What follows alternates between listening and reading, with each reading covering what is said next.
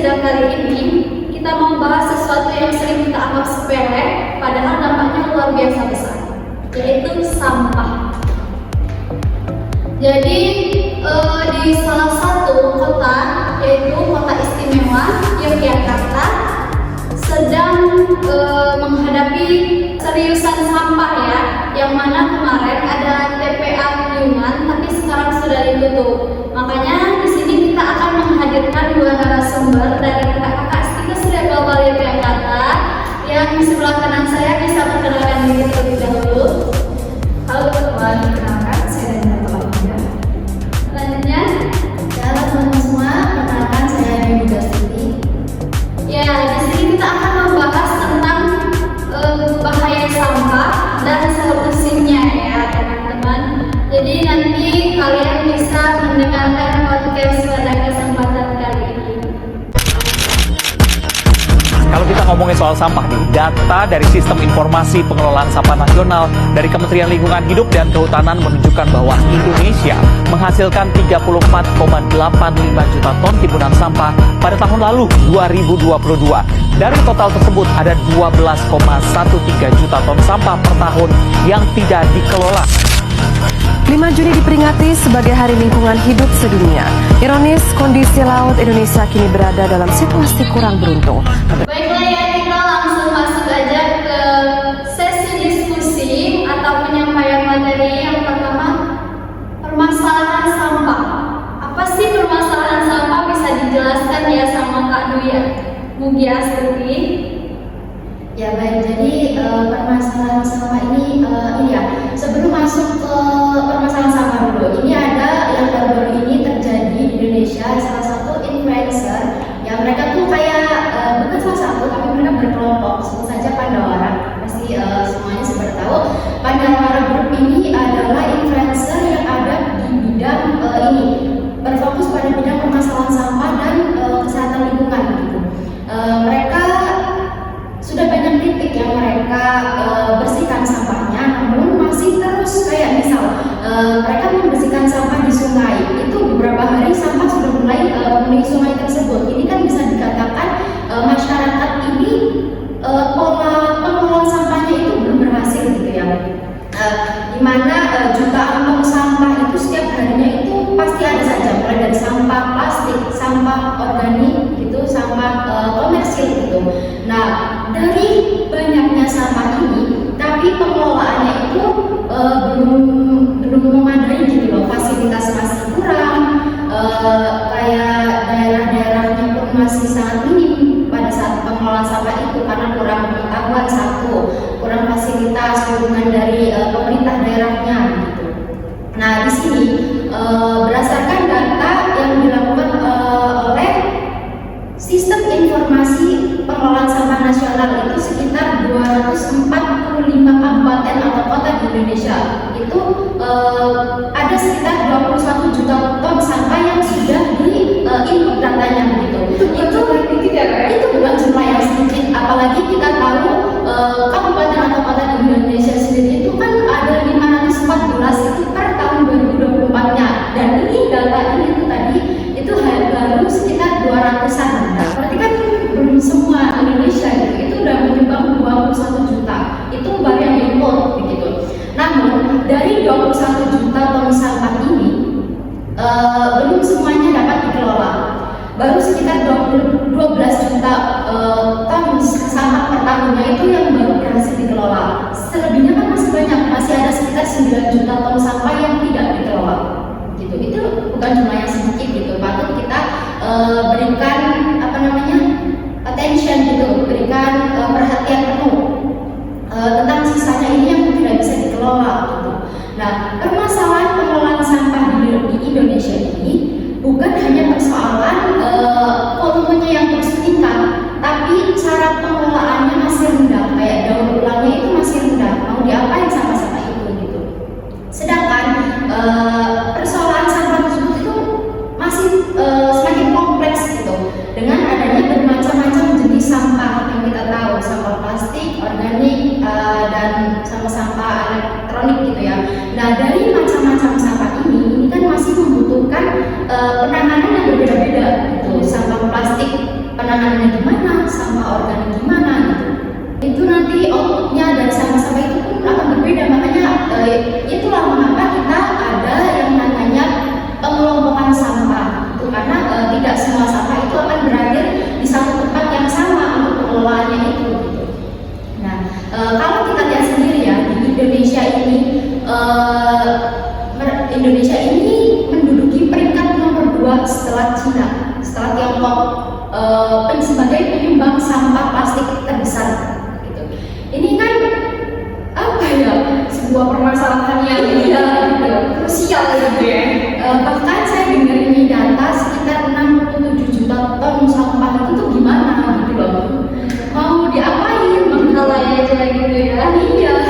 Nah, sedangkan kita ini negara kepulauan, dimana kalau sampah-sampah itu tidak dikelola dengan baik, maka sampah itu akan bocor ke laut gitu. Nah, itu bukan cuma ekosistemnya yang akan dikontaminasi ya, kalau mau pengibaratan gitu ya. Setiap harinya itu Indonesia menghasilkan 175.000 ton sampah. Salah 175.000 sampah itu per harinya. Sedangkan Candi Borobudur itu kalau mau diibaratkan ya, 175.000 sampah itu adalah 12-nya Candi Borobudur.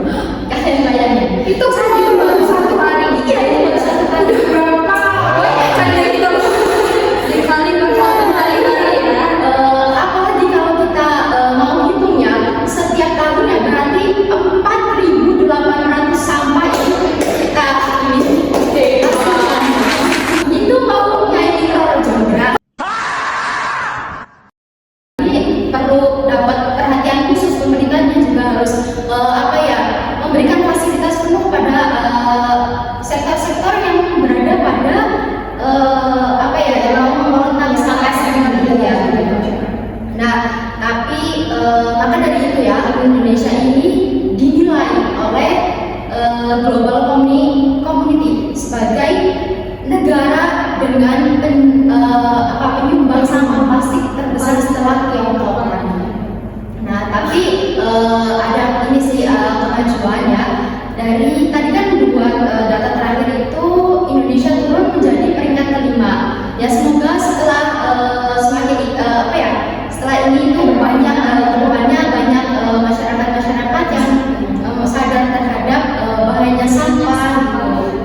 Cara pengelolaannya kayak mana, terus juga cara memisahkannya, yang mana organik, anorganik, seperti itu. Karena itu akan mempermudah ya, nantinya di akhir itu di TPA-nya itu akan mempermudah kalau udah dipilah-pilah itu akan mempermudah.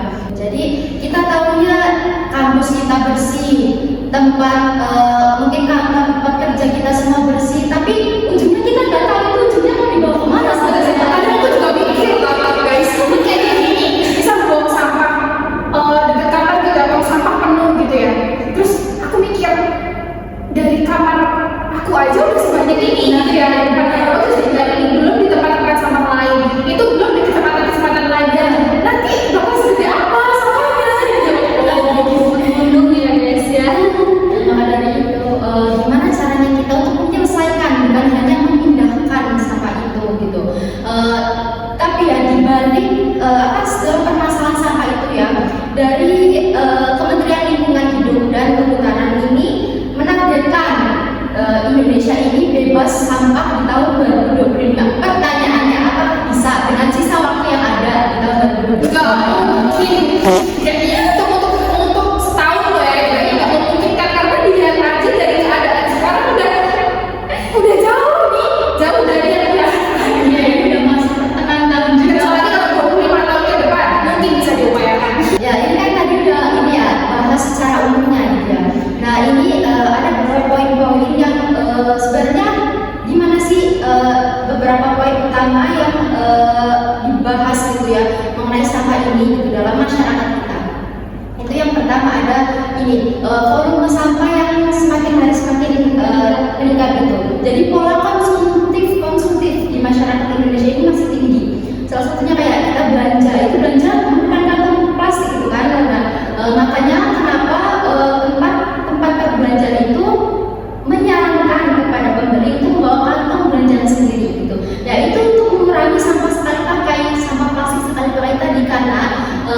pada kenyataannya di lingkungan kita ini sampah sekali pakai kayak plastik ini tuh penguraiannya yang lebih lama, dan sekali terurai mereka akan menjadi mikroplastik. Semakin kecil mikroplastik yang dihasilkan dari sampah-sampah plastik itu, maka akan semakin mudah pula dia masuk ke tubuh kita gitu. Jadi itu permasalahan kesehatan lingkungan ya, kesehatan masyarakatnya gitu kan. Nah, ada juga yang namanya rendahnya kesadaran masyarakat. Masyarakat ini sebenarnya perlu dibimbing ya, perlu adanya edukasi. Mungkin nanti akan masuk ke solusi ya, karena jika kita mau menurunkan tingkat sampah ini tadi, kita juga harus meningkatkan pola pikir SDM-nya gitu kan. Kita harus mengarahkan dulu SDM-nya untuk menekan pertumbuhan dari sampah ini, penyebaran sampah ini. Kemudian ada pengelolaan sampah yang belum efisien, yaitu tadi kayak saking menggulungnya sampah itu sampai untuk memilahnya itu kan bingung gitu kan, udah susah. Jadi udah susah, harus benar-benar banyak massa yang mau bergerak untuk memilah sampah itu gitu. Banyak sektor yang harus digerakkan untuk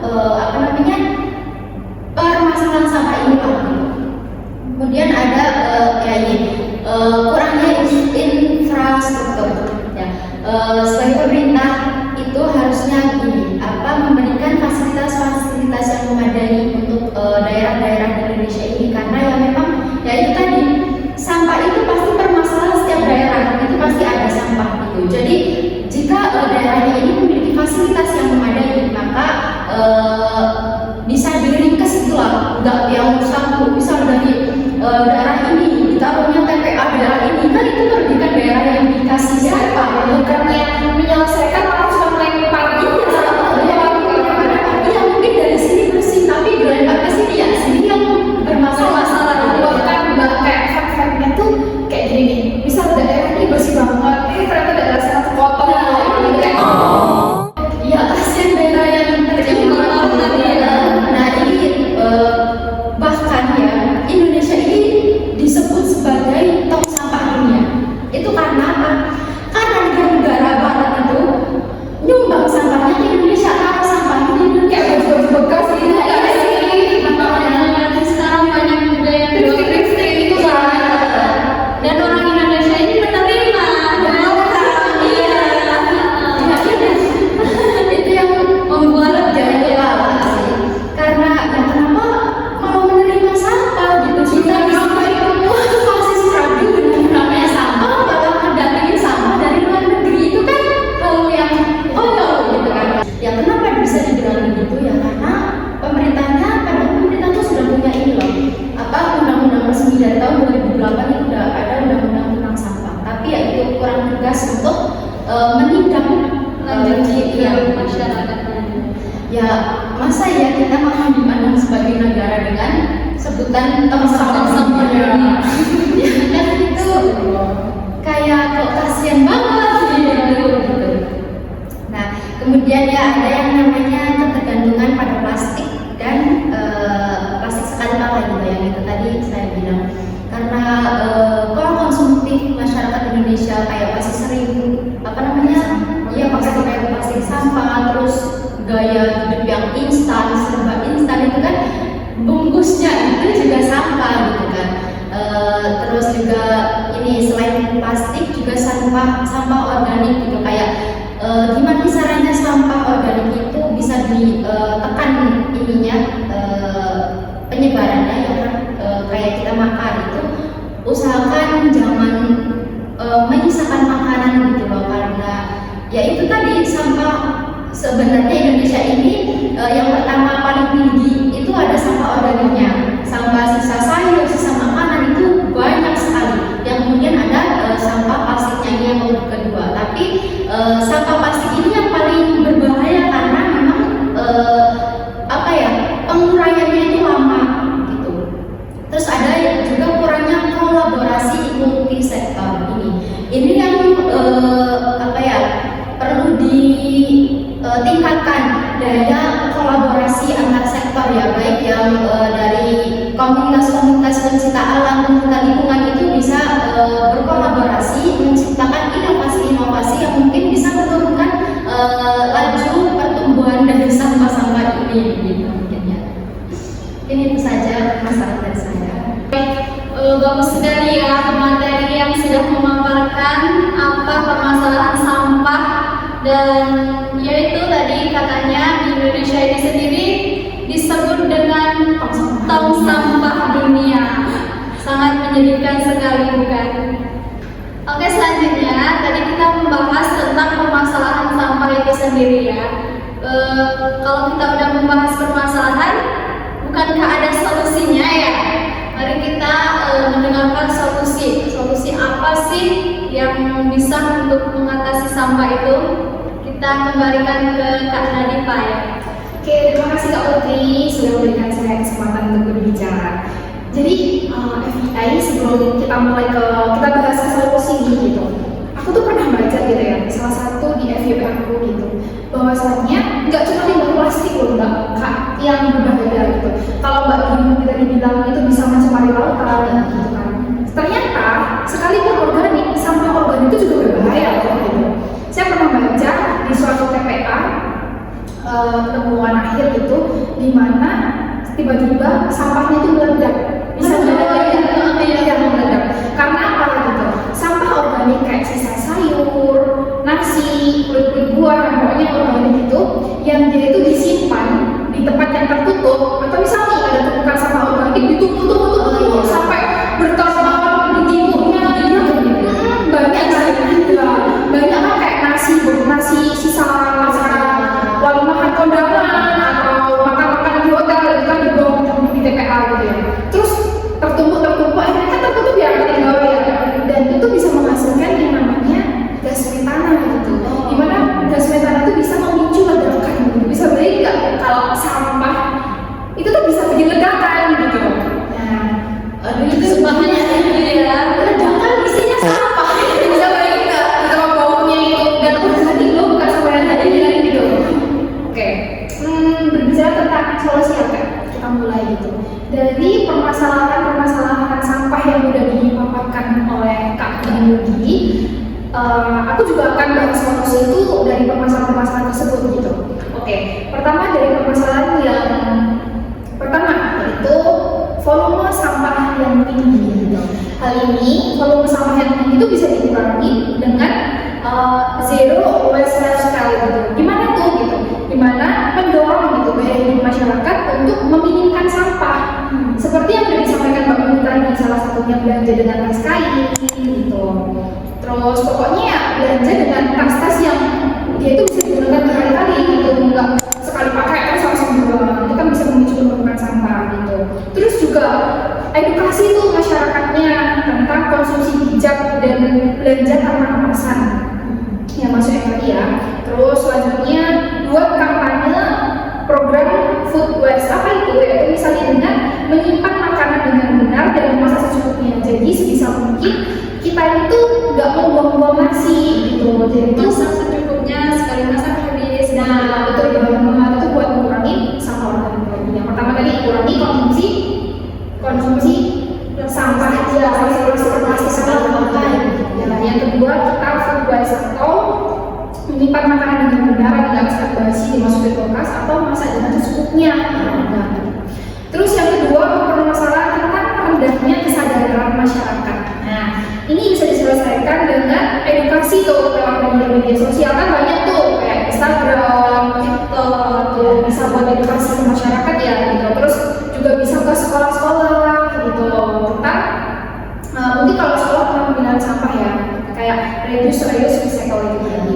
Terus ke komunitas RT RW gitu tentang seperti yang disampaikan Mbak Putri tadi gitu, bahwasannya sebenarnya sampah-sampah itu bisa digunakan ulang untuk apa karya, itu bisa jadi salah satu jawaban keluarnya gitu. Terus bisa juga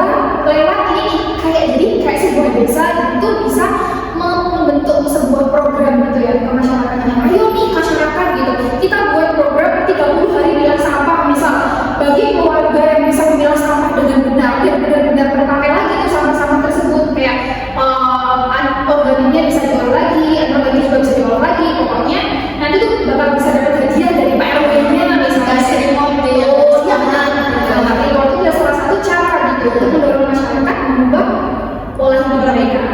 Terus yang selanjutnya itu tuh kita bisa mengundang nih kayak di podcast ini tentang cerita-cerita masyarakat yang dia tuh sukses karena mengolah sampah. Nanti kita bahas ya, ada salah satu wilayah gitu di negara Indonesia yang dijuluki tong sampah dunia ini.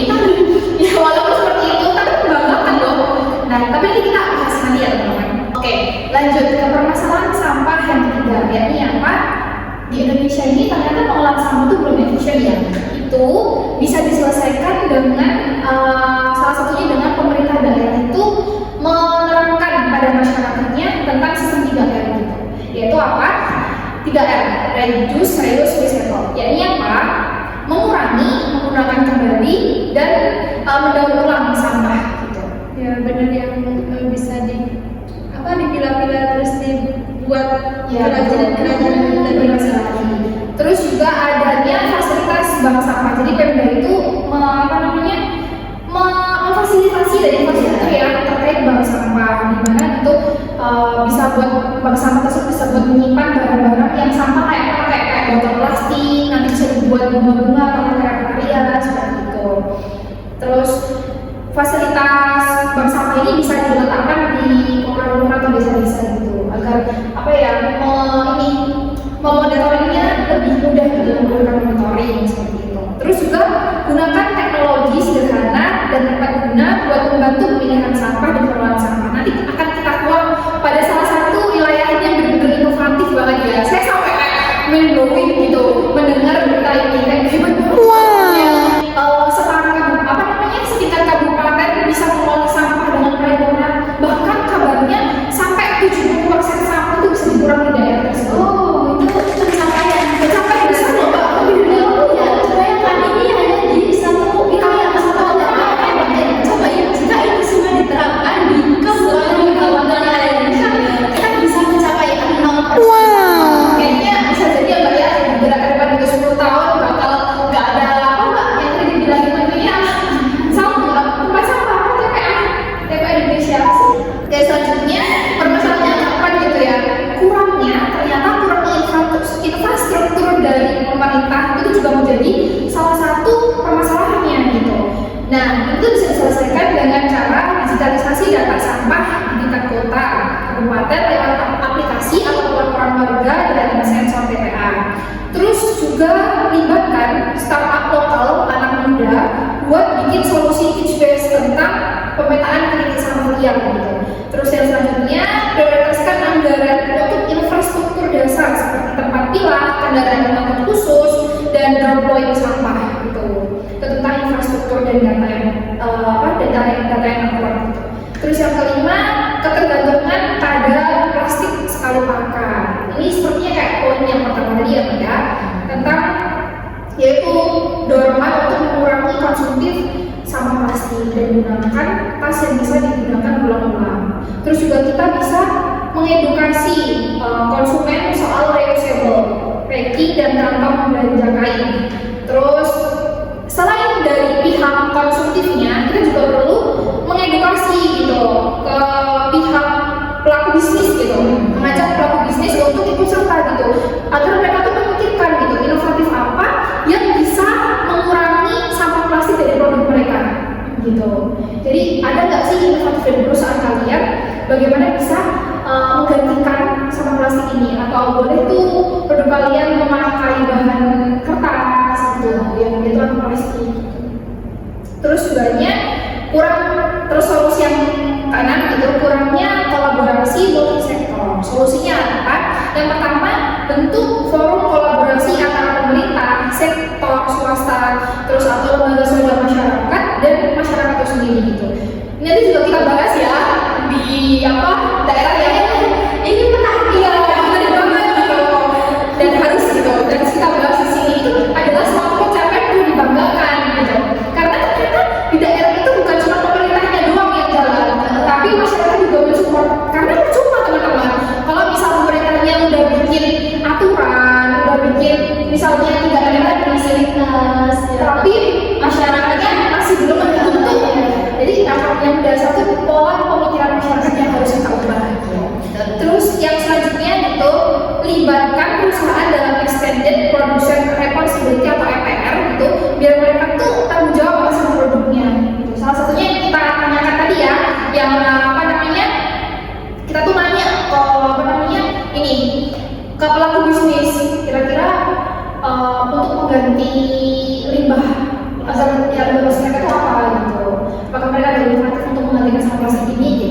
salah satu dengan itu ya.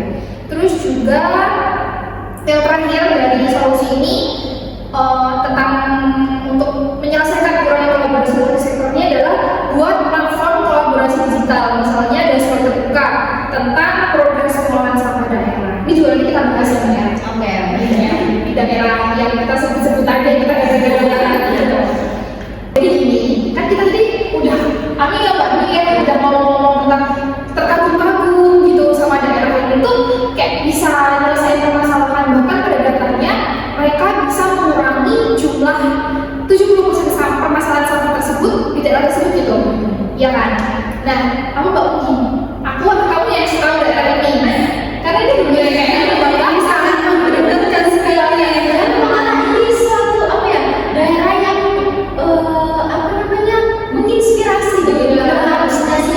Menginspirasi daerah-daerah lain gitu. Karena ini bisa dibilang tercapai ya, karena sudah tercapai sebenarnya, karena sudah 70%. Bahkan Mbak, saya baca daerah itu sebagai kabupaten pengelola sampah terbaik se-ASEAN. Se-ASEAN loh Mbak ya. Yang mana Indonesia digadang-gadang apa namanya tong sampah dunia, tapi daerahnya membuktikan bahwasannya se-ASEAN itu tuh menjadikan mereka tuh inovasi untuk pengolahan sampah gitu. Kira-kira daerah mana ini? Ya betul, Kabupaten Banyumas. Keren sekali sih. Dari pertama saya baca literatur tentang program ini, jadi pemerintah Kabupaten Pemkab Banyumas itu mendirikan suatu program yang namanya sulap beruang. Apa itu sulap beruang? Sulap sampah diubah jadi uang. Keren banget ya. Benar banget. Itu. Jadi ini tuh merupakan inovasi yang dibuat oleh pemerintah kabupaten tersebut gitu. Jadi yuk kita kaji gitu, gimana sistem pengolahan sampah di Banyumas sampai mereka itu tuh jadikan contoh atau role model negara-negara di ASEAN, negara-negara ASEAN gitu. Nah, jadi pertama gitu, mereka tuh mempunyai pengelolaan di hulu. Apa itu gitu? Jadi pengolahan sampah di rumah tangga gitu. Yakni apa? Masyarakat didorong untuk setiap rumah itu memilih sampah gitu. Antara sampah organik dan non-organik itu mereka tuh punya disuruh untuk memilah gitu. Jadi dari rumah itu sudah disuruh milih. Nggak kayak pada umumnya sampah tuh jadi satu toh terus dicampur, atau enggak emang ada kayak organik, anorganik sama obat-obatan. Tapi nanti kalau di TPA jadi sama tidak percuma gitu. Itu cuma membersihkan yang apa sih namanya luarannya aja, sedangkan dasarnya itu kayak belum terselesaikan gitu. Tapi di Kabupaten Banyumas itu hebat gitu. Bahkan pemerintah kabupaten itu menetapkan agar masyarakatnya untuk memilah sampah dari hulu, dari sampah rumah tangga tersendiri gitu. Terus mereka juga selain untuk lanjutannya gitu, pemerintah itu juga membuat dua aplikasi gitu. Jadi setelah mereka rumah tangga itu memilah sampah antara sampah organik dan non-organik, maka nanti ada suatu aplikasi gitu yang digunakan untuk kelanjutan sampah-sampah ini tadi, yaitu nama aplikasinya adalah Jeknyong. Apa itu? Jeknyong ini adalah aplikasi untuk menjual sampah anorganik dan memesan layanan penjemputan sampah gitu. Jadi nggak perlu repot-repot nih kita nih di kampung-kampung gitu ya nunggu terus sampahnya dan enggak. Di sana tuh ada Jeknyong. Jeknyong itu adalah aplikasi untuk membeli sampah anorganik. Misal kita ada masyarakat yang mengumpulkan sampah anorganik seperti kayak botol-botol bekas, gitu, terus kardus bekas, gitu. Mereka bisa mengumpulkan, terus mereka bisa jual sampah tersebut lewat aplikasi itu gitu. Nggak perlu bawa berat-berat untuk sampah tersebut akan dijemput oleh pihak gitu sampahnya. Terus juga misal nih kita nggak usah nunggu, tapi kita juga bisa memanggil kendaraan pengangkut sampah ini tadi. Itu namanya Jeknyong aplikasinya, yaitu Jeknyong untuk menjual sampah dan untuk menjemput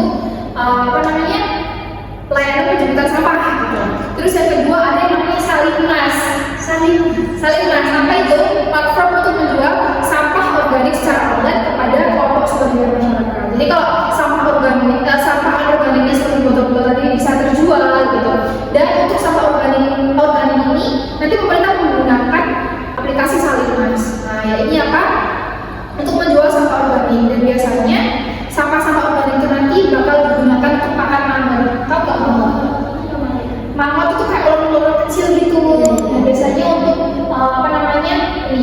untuk mancing, untuk umpan pancing atau untuk makan ternak. Dan hebatnya gitu, mamut itu juga kayak protein yang bisa membuat tugas-tugas kita menjadi gemuk gitu. Jadi pakai bantuan dari lalat tadi, lalat menghasilkan larva itu mamut, dan mamut tadi bisa dijual gitu dari sama-sama mereka. Jadi asupan si mamut ini berasal dari pengolahan sampah organik. Yang mana mamut ini memiliki protein yang bagus untuk hewan-hewan seperti unggas, unggas. Itu tuh salah satu apa ya Mbak ya? Ini perputarannya bagus banget.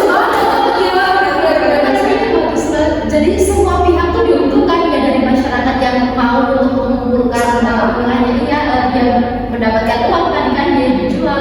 Begitu pemerintah daerahnya sudah dimudahkan karena masyarakat yang sudah mampu memilah sampah ini. Begitu ya, jadi ya sini. Jadi semua tuh punya apa ya? Semua tuh punya keuntungan sendiri. Iya. Jadi alam sekarang apa? Jadi orangnya juga untung, alamnya pun juga untung gitu. Terus juga terus nanti apa namanya, kan botol kayak sampah organik itu kan ada yang kayak botol bekas yang masih layak, masih apa bagus gitu dan bisa dipakai, itu nanti bisa jadi ulang. Tapi kan juga ada nih kayak sampah plastik yang mereka tuh udah low value, nggak ada harganya gitu. Itu nanti biasanya dihancurkan dan dibikin paving, tahu nggak? Jadi kayak batu bata yang berasal dari sampah plastik yang itu udah low value gitu, udah nggak ada harganya. Misal ada kayak sampah plastik yang udah coklat capi, udah jelek banget, udah kayak penataan apa itu bisa digunakan untuk paving bukan di pembuatan kayak batu bata yang berasal dari sampah plastik. Betul banget. Terus juga pengolahan yang kedua dari tahap apa namanya, sumpah bodoh tadi, ada pengolahan tanah gitu. Jadi di setiap kelurahan di Banyumas itu ada namanya TSPST dan KSM. Apa itu TSPST dan KSM? Jadi kalau TPST itu artinya tempat pengolahan sampah terpadu. Jadi di Banyumas itu memiliki 25 TPST yang dikelola oleh KSM. KSM itu kan 25 kayak masyarakat, kayak LSM dari masyarakat itu untuk mengolah sampah di masyarakat. Jadi dari Banyumas itu punya 25 TPST tadi. Terus proses pengolahannya gitu, dalam per TPST itu nanti ada proses pemilahan gitu. Jadi sampah nanti dipilah lagi, dan setelah dijemput di rumah tadi ya Pak ya, itu nanti dipilah antara organik sama anorganik. Terus apa namanya, dari anorganik tadi juga dipilah lagi jadi dua, ada yang high value sama low value gitu. Yang high value tadi bisa diulang lagi, sedangkan yang low value tadi bisa dihancurkan dan dijadikan salah satu bahan paving atau batu-bata dari sampah anorganik tadi. Terus juga ada lagi, yaitu apa?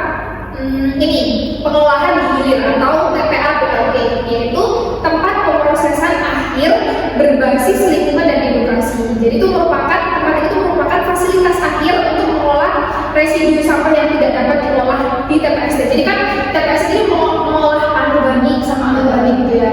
Terus itu nanti tuh ini, sedangkan sampah-sampah yang udah nggak bisa udah mentok kayak misalnya maaf kayak software, terus mempos, terus bekas, bekas itu kan nggak boleh lagi daur ulang ya.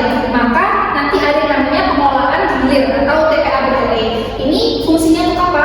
Untuk pemrosesan sampah-sampah yang memang udah berlow value tadi. Salah satunya pemanfaatnya bisa dibikin ini nih, bahan bakar pengganti batu bara. Oh bisa juga bisa dimanfaatkan. Jadi kayak bener-bener terkupas sampai saat sampai ya benar-benar detik value gitu, nggak ada lagi yang mau dibidik karena ya bahkan saya dengar ya, alat-alat yang mereka gunakan itu tuh gak dibuatkan di rumah, tapi hasil buatan hasil buatan masyarakat sendiri gitu kan. lebih membuat tercengkam ya, bukan hanya mampu untuk mengelola sampah-sampah, tapi mereka juga mampu untuk menciptakan alat yang digunakan untuk mengelola ini gitu. Keren banget pokoknya. Sebenarnya tuh Indonesia tuh pinter-pinter ya, cuma kurang kesempatan sama orang difasilitasi aja. Kurang untuk berkreativitas sendiri ya. Benar. Terus yang tadi Mbak, apa yang dimaksud dengan sampah batu bara itu tadi itu namanya teknologi pirolisis gitu. Jadi sampah residu atau residu sampah yang diolah menggunakan mesin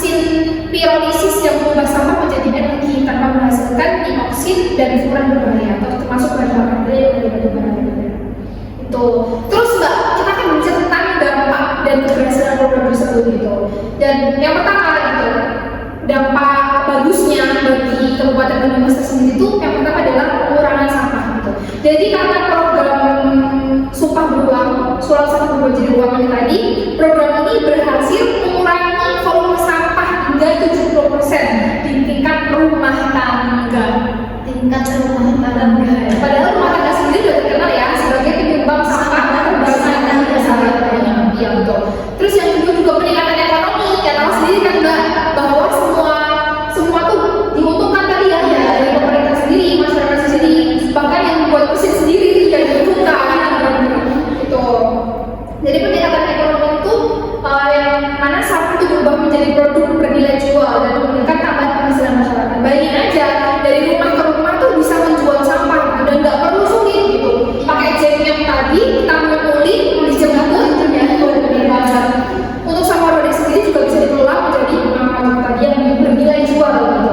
Terus yang terakhir efisiensi biaya itu kenapa? Gitu. Jadi biaya operasional pengelolaan sampah itu karena program itu berkurang dari 50%. Dan udah sampahnya volume sampahnya berkurang 70%, biayanya pun juga lebih efisien gitu, jadi berkurang sebesar 50%. Kalau misal 1 M ya tinggal berapa juta toh?